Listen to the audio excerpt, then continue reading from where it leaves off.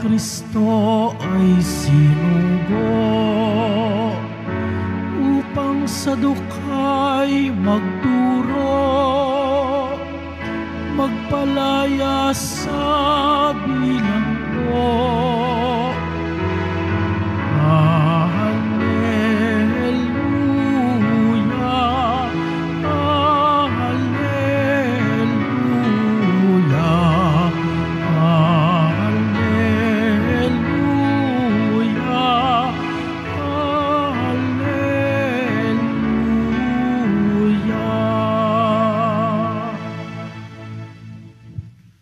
Sumainyo ang Panginoon at sumaiyo rin. Ang mabuting balita ng Panginoon ayon kay San Lucas. Papuri sa iyo, Panginoon. Noong panahong iyon, umuwi si Jesus sa Nazaret na kanyang kinalakihan, gaya ng kanyang kinagawian. Pumasok siya sa sinagoga ng araw ng pamamahinga. Tumindig siya upang bumasa at ibinigay sa kanya ang aklat ni Propeta Isaías. Binuksan niya ang aklat sa dakong kinasusulatan ng ganito: Sumasa akin ang Espiritu ng Panginoon sapagkat hinirang niya ako upang ipangaral sa mga dukha ang mabuting balita. Sinugo niya ako upang ipahayag sa mga bihag na sila'y lalaya at ang mga bulag na sila'y makakakita, upang bigyang kaluwagan ang mga sinisiil at ipahayag ang pagliligtas na gagawin ng Panginoon. Nilulun niya ang kasulatan at matapos isauli sa tagapaglingkod, siya'y naupo.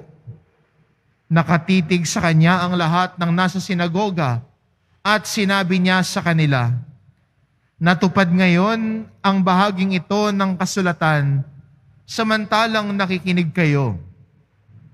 Pinuri siya ng lahat at namangha sa kanyang napakahusay na pananalita. Hindi ba ito ang anak ni Jose? Tanong nila.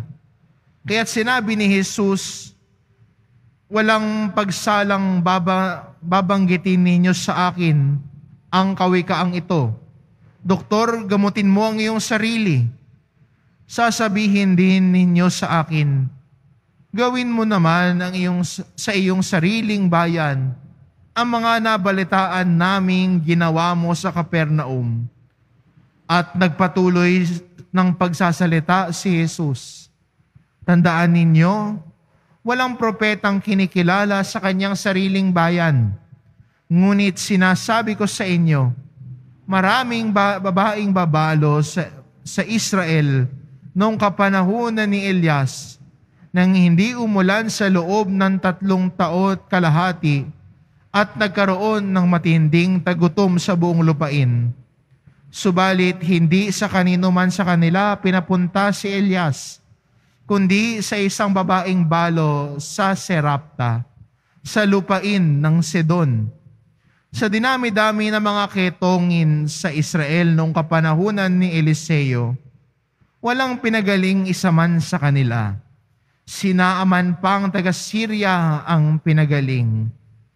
Galit na galit ang lahat ng nasa sinagoga nang marinig ito. Nagtindigan sila at pinagtabuyan siyang palabas sa taluktok ng burol na kinatatayuan ng bayan upang ibulid sa bangin. Ngunit dumaan siya sa kalagitnaan nila at umalis. Ang mabuting balita ng Panginoon. Pinupuri ka namin, Panginoong Jesucristo. Magsiupo po ang lahat.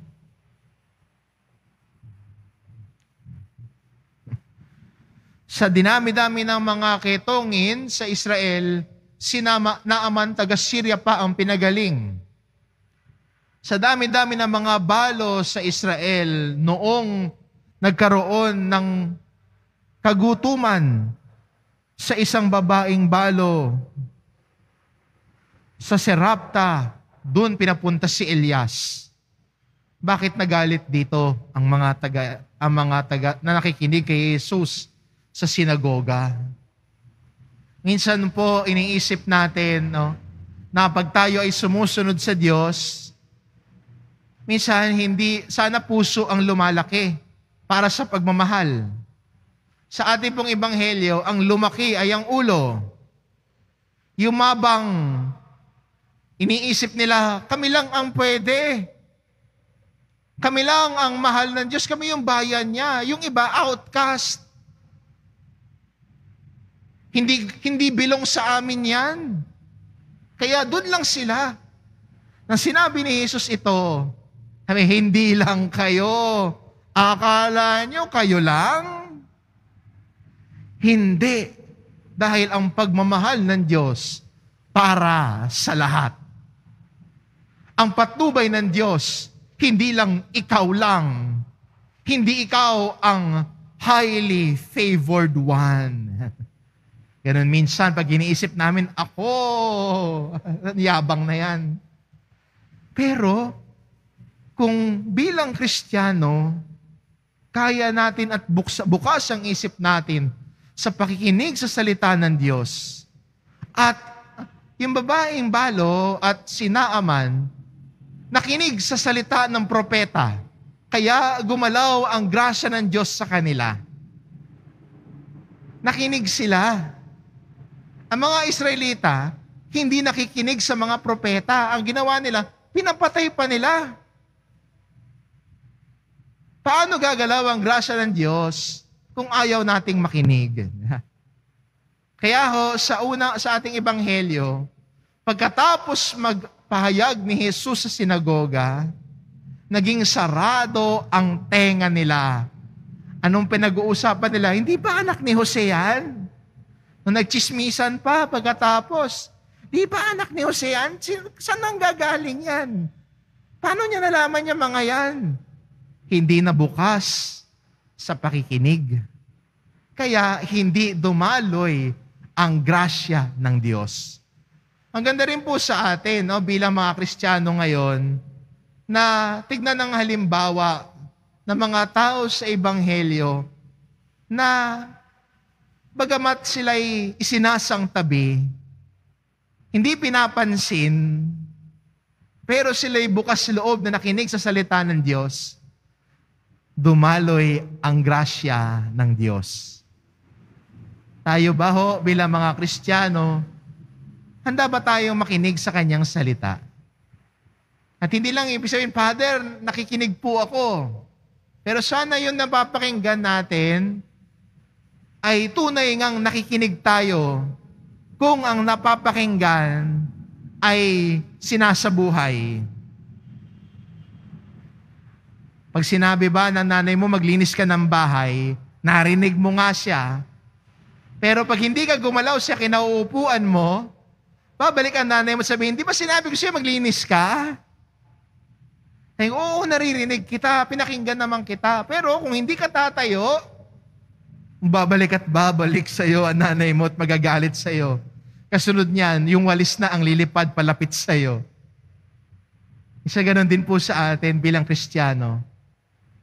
Patuloy tayong inaanyayahan ng Diyos na makinig sa Kanyang salita.